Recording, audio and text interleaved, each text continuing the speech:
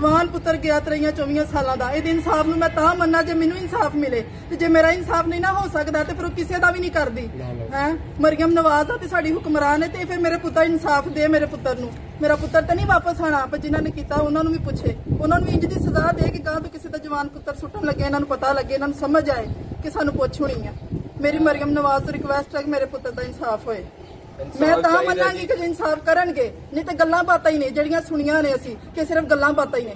मैनू अमल ते पता लगना कि कुछ करन जोगी है, अमल ना होया तो मेरे वास्ते कख भी नहीं है।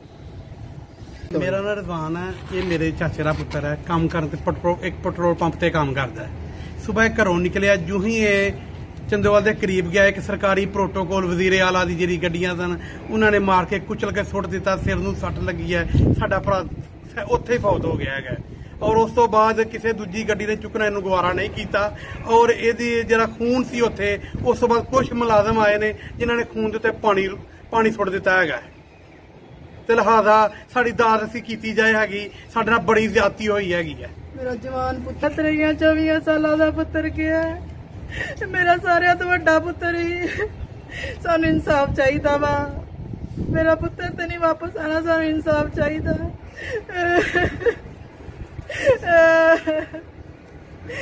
मेरी दुआवा खुदा भी गड्डियां समेत हक च पाईन, गड्डियां समेत खाक होई उन्होंने खुदा करके।